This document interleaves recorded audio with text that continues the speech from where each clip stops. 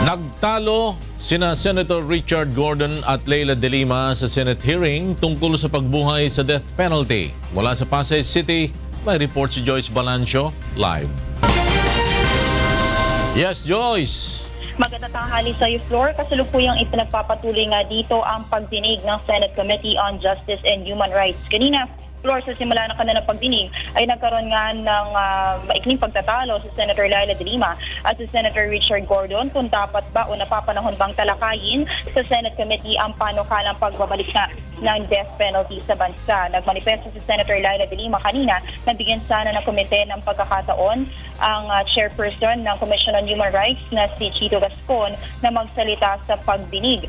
Ito ay kaugnay nga ng issue ng pagbibigay ng statement ni CHR Commissioner Robert Cadiz laban kay Senator Richard Gordon kung saan sinabi nito na duwagaan niya si Committee Chair Gordon dahil isinuspindi nito ang pagdinig ng komite kaugnay ng mga kaso ng extrajudicial killing. Pero hindi pinagbigyan ni Senator Richard Gordon ang unang mosyon ni Senator Leila De Lima at sa halip ay binasa na lang niya kanina sa pagdinig yung personal text message sa kanya na pino-forwarded mismo ni Chito Gascon. At kanina naman, nagmanifesto rin si Senator Leila De Lima na kung maaari ay ipagpaliban muna yung pagtatalakay nga ng death penalty dito sa committee hearing dahil anya hindi ito sumusunod sa 3-day rule ng Senado. Ayon sa Senadora ay kulang sa mga resource persons ang committee ngayon at hindi nila kumbaga malawak na matatalakay itong panukalang batas ni Senator Manny Pacquiao on death penalty dahil wala masyadong mga taong maaaring magbigay ng kanilang opinyon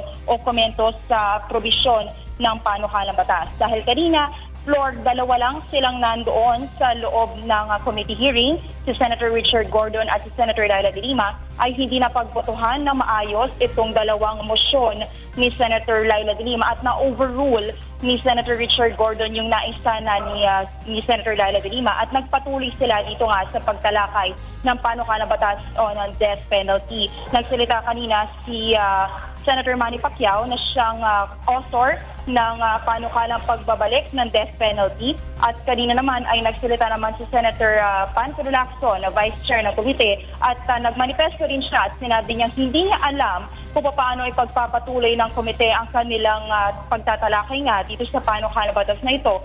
Gayong puro law enforcement agencies lang katulad ng NBI, PNP, ang nandito sa pagdinig. Sa kasalukuyan, Floor, ay tinatalakay nila ngayon yung isinasagawang investigasyon ng Internal Affairs Service Unit ng Philippine National Police kung saan kinukwestiyon ni Senator Richard Gordon yung bilang ng mga umunay kaso ng extrajudicial killings na naimbestigahan na ng ahensya. Ay din muna pinakuling balita mula dito sa Senado. Balik sa iyo, Floor.